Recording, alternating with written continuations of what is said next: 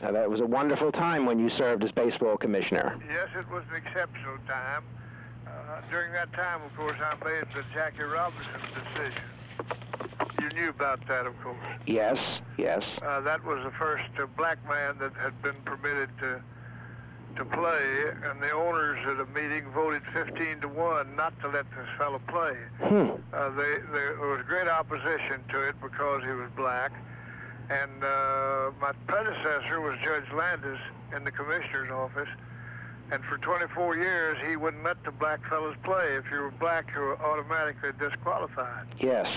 And so the owners, in anticipation of the fact that they thought Mr. Rickey might want to bring Jackie Robinson up from Montreal to Brooklyn, held this meeting at the Waldorf Astoria in New York and debated the Robinson case carefully and thoroughly, and then voted 15-1 not to let him play. Yes. And in the face of that 15-1 decision, I decided to let him play. Of course, I was the only person on earth that could make that decision. And Senator, what gave you the courage to go against all of the owners and let him?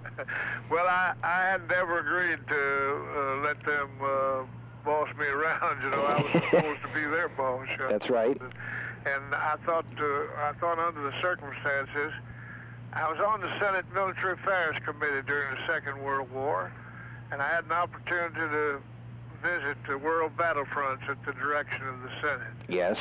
I saw black boys and yellow boys and red boys, all sorts of boys, colored boys, out there on the battlefront, fighting and dying for the freedom of mankind, and I just thought it was something that couldn't be adjudged as fair to say that when they came back home they couldn't play the national pastime. Yes, after all, they were dying for their country. Offering to die for the freedom of mankind. At the same time, they were being told when they came home that because of their color they couldn't play the national pastime. Yes. And I told Mr. Rickey, who he tried to take the credit for it. Of course, I wasn't running for anything. I wasn't running from anything either.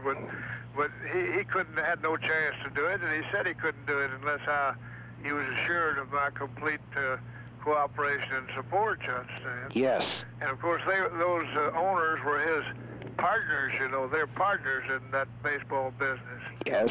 And in the face of the 15-1 vote, he admitted that he couldn't do anything about it at all, and so consequently, he came down to my cabin on the backside of my country place in Woodford County, and we talked the thing out, and I told him I'd have to make my maker someday, and that if he asked me why I didn't let this boy play, and I said it was because he's black, that might not be a satisfactory answer. And that I'd thought of it carefully and prayerfully, and that I decided I said, you bring him in. Said, well, how are we going to treat him? I said, just as another ball player, no better and no worse. Yes, yes. Just don't take anything, don't give him anything, but don't take anything away from him. Yes. And of course, it was difficult, and especially the Southerners, and of course I'm a Confederate, you understand? Yes.